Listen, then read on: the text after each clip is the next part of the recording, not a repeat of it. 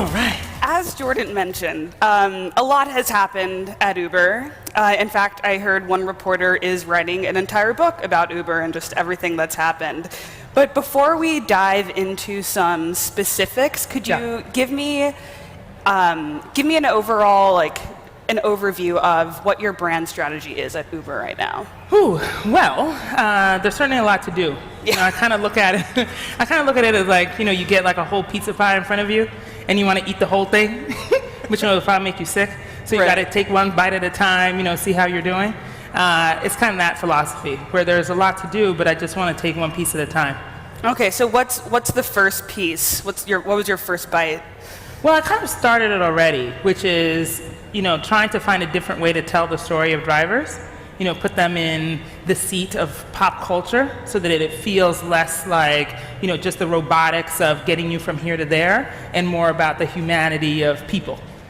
So we launched a NFL campaign during NFL kickoff a couple weeks ago, or last week. Girl, what time? I don't 10 know days football, ago? Maybe Okay, that was fine. 10 days ago. But it kicked off with the Patriots game, and they are a ride-sharing partner of ours. We have drop off and pick up at their stadium. So we found super fan drivers, 17 of them, to match the 17 teams that we have relationships with.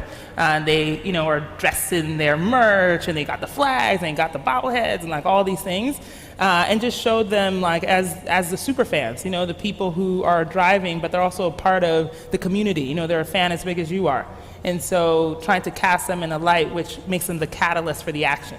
Definitely. And so that's, great on one hand, but then on the other hand, so there was something last week where, Uber in India had this promotional message. I saw that you tweeted in response to it. Basically, it said, here, I have it quoted. It basically said, it encouraged husbands to let your wife take a day off from the kitchen. Mm-hmm. And people were kind of freaking out about that. You then replied saying that you were going to take care of it.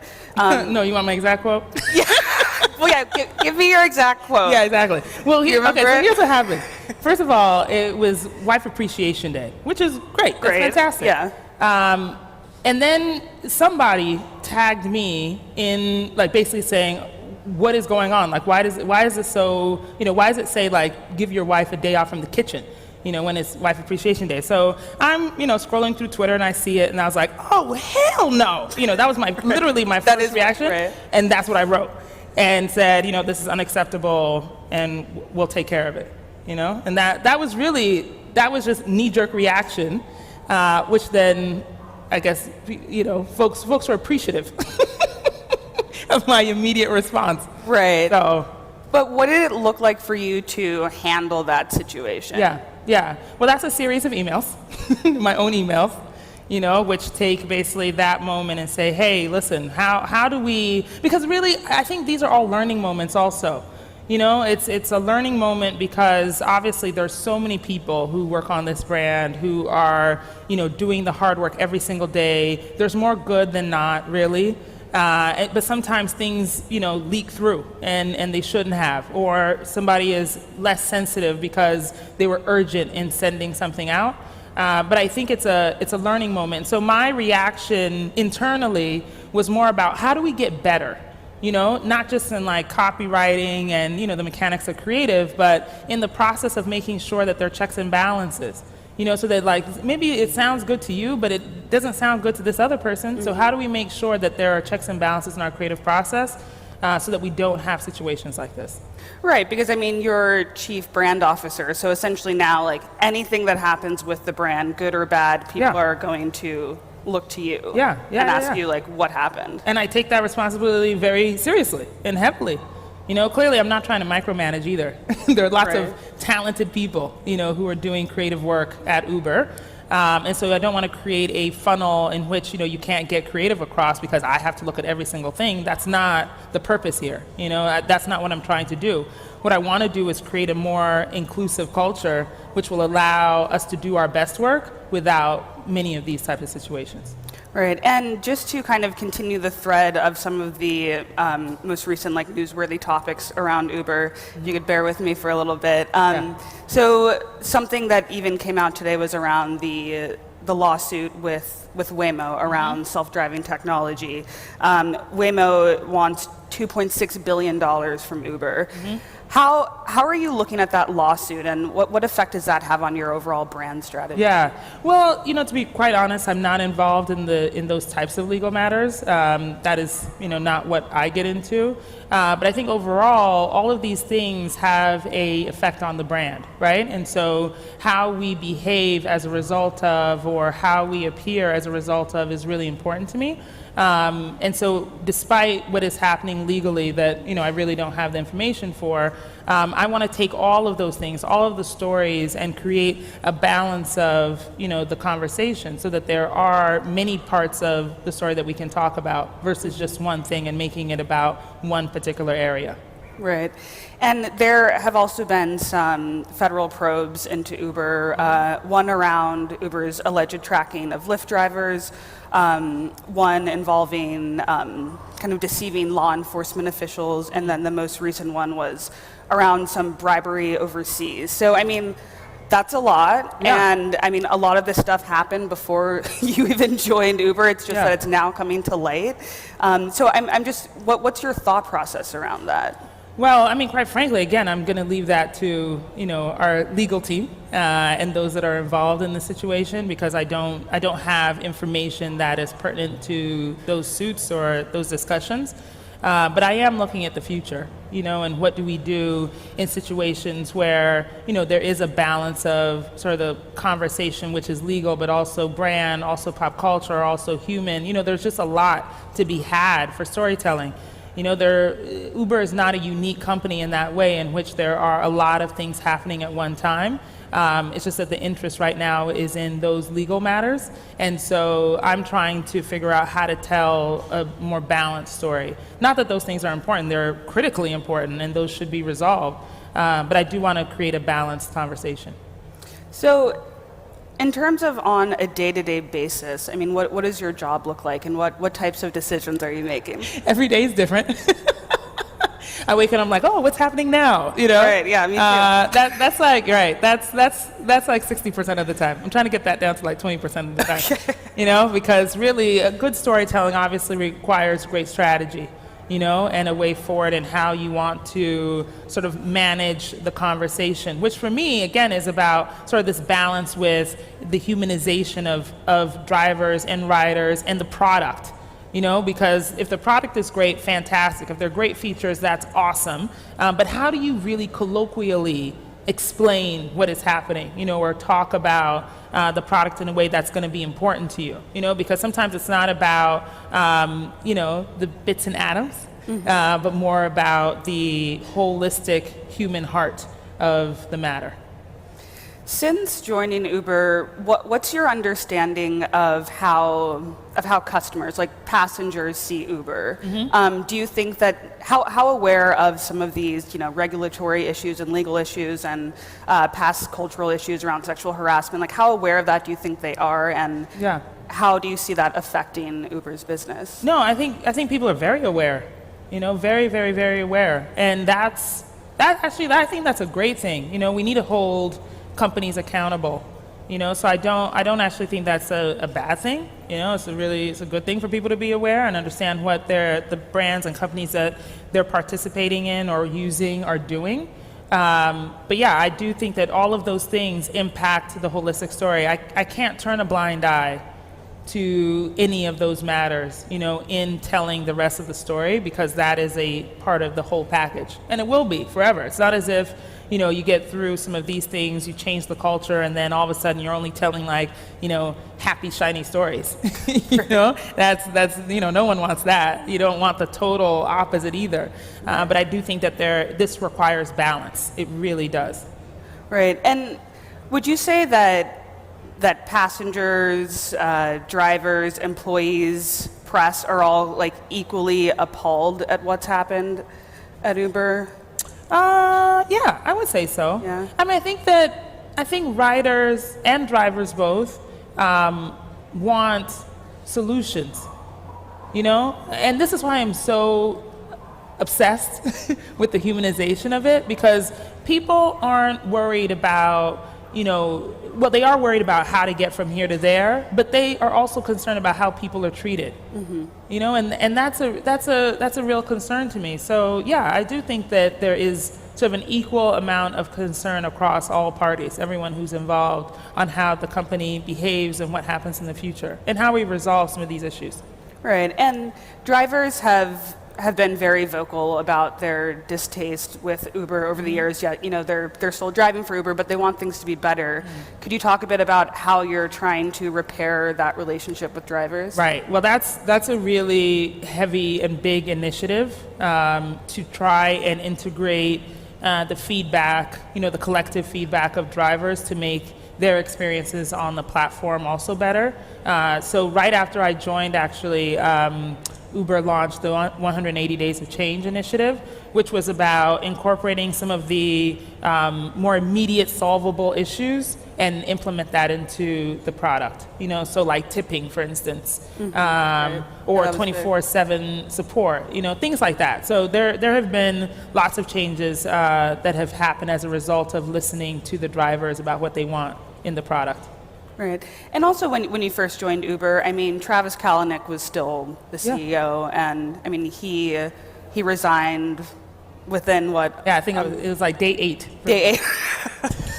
Where you're just like, oh shit, like what did I just get into? Yeah, I said that. Yeah. Yeah. Oh, you did. That's say also that? another quote. Yeah. Oh shit. Yeah. But you know what? The thing is that honestly, none of us can control.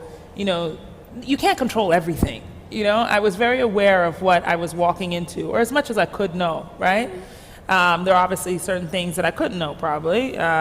But for me, the important thing was figuring out how to manage this brand, and the storytelling of it. And so when Travis resigned, that was another moment where I was like, okay, well, now we pivot this way.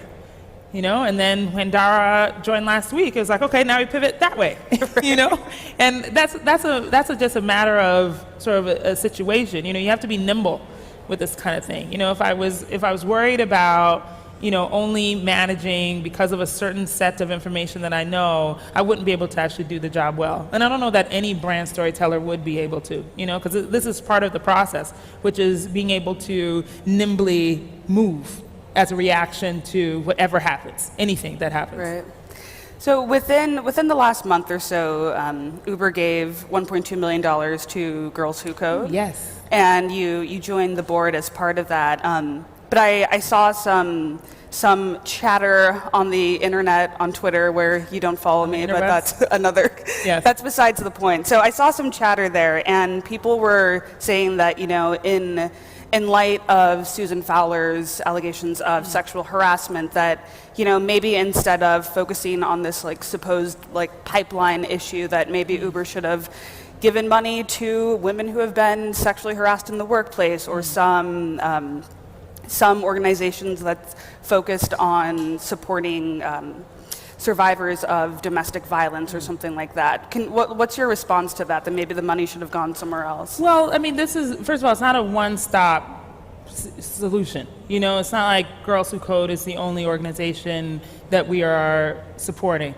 The team that is working on the diversity and inclusion challenges and solutions at Uber is actively looking at, all kinds of organizations that we can support.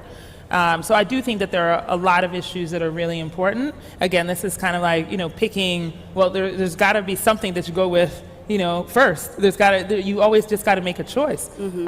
And for me, I think Girls Who Code is an incredible organization. Reshma has founded something that is going to alter the way that women are able to get into this field, and I feel very passionately about that.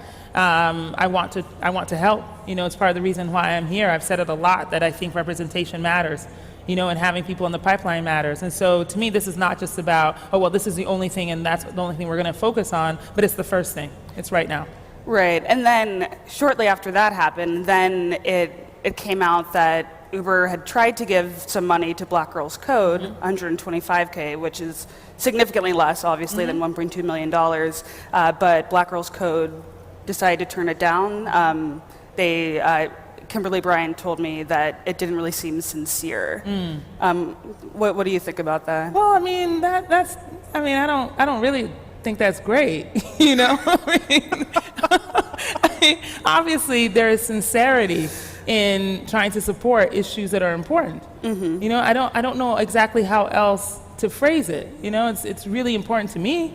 I mean, it's not like I'm just here doing the job. I'm a part of the community. You know, I'm a part of this Silicon Valley challenge that we have. You know, I'm not separate and apart from it. It's not like I'm sitting in some glass castle somewhere. Right. You know, and so to me, there is a real need to support a lot of different types of organizations. And if you know she feels that it's not worth the time or the investment to participate, then that's her choice. Right. Okay. Yeah. And then going on what you said earlier just about how representation is important.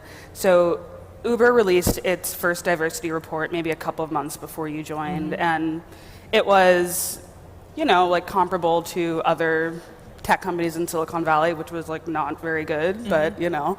On a scale of 1 to 10, 10 being most satisfied, how satisfied are you with Uber's efforts around diversity and inclusion?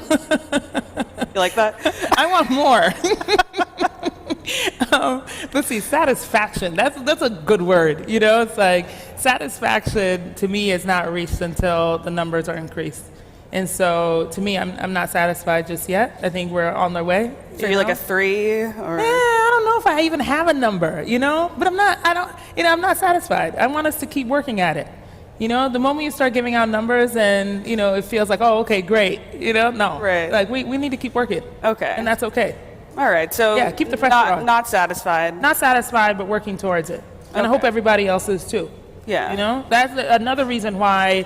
You know, I really don't mind these conversations because I think it's really important to work towards this and make sure that other people also come along the journey. I hope it doesn't feel like, oh, okay, Uber's going to do it and then everybody else can relax. Right. You know, it's like everybody's got to work towards this. Yeah. So let's say that not satisfied means 0 or 1. How do you get that to a 10? Well, again, I mean, I have a great colleague, Bernard Coleman, who is working on our diversity and inclusion efforts. The HR team is very focused on it as well. So they have great initiatives to help get us there. You know, to me, it's like, again, this is not me, you know, sort of sitting outside of the issue. You know, I'm a part of the community. You know, I'm an employee. You know, these issues affect me too. And so for me, it's also as a part of the management team, I want to make sure that hiring, that the, you know, consideration of people is diverse, because you've got to have a diverse pool in order to hire diverse people.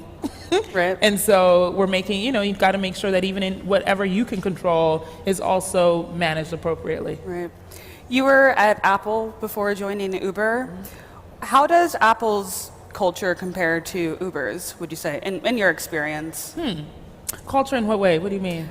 In terms of inclusion efforts, you know, mostly around efforts around diversity and inclusion and their approach. Yeah. I mean, Denise Young-Smith, who is head of diversity and inclusion now, was the head of HR, and then they elevated, you know, the role so that it could be a more focused effort in the company. So I feel the same way, that, you know, no one is exempt of the challenges and issues, you know, of diversity and inclusion.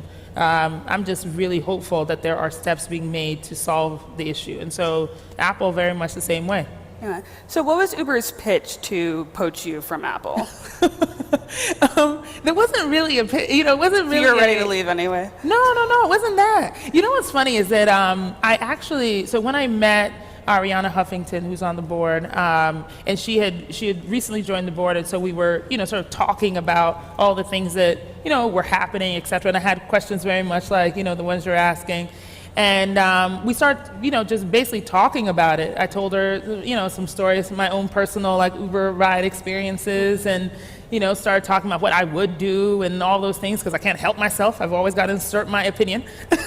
And so she suggested I talk to Travis, you know, because she thought some of the thoughts were interesting, or maybe something that he could listen to. And it was supposed to be a quick meeting, you know, like an hour out of my time, you know, to talk to him about some of the things, and it turned into 8 hours of conversation. Wow. And in leaving that meeting, it felt like, oh, okay, you know what, actually, I'm really interested in this. Like, this is a really interesting challenge. And maybe that's, me as a branding and marketing, I have obsessions about it. And so thinking about being able to do this again, because at Apple, it was about creating a new brand, for Apple Music, right? And figuring out how do you communicate something that is so complicated and make it mass. And thinking that perhaps was my one and only shot as a marketer to do something like that. And then having the conversation in this space to think about, wow, okay, this is not just about creating a brand, because there's a brand that exists, but how do you evolve it? That's another huge challenge. So for me, it was more about that than about a pitch to poach. And so when you were first brought on, though, there was some chatter about how maybe Uber brought you on in part because you're a black woman. What's your response to that? Girl, that pisses me off. I'm like, if I was not a black woman, that would not be the question. Right. That would not be the question. So why is it? It's like, it would be like, oh, okay, yeah, because of this qualification and that qualification and that qualification, that makes sense. So I want that to be the conversation, not because I'm a black woman. That's just a benefit. Right. Awesome. Thank you for that. Yeah. That is all the time we have. Oh, man, this one got good. I know. Like, Jordan's glaring at me, so we got to go. Oh, well, thank you so much. Thank you so much. I appreciate it. Pleasure.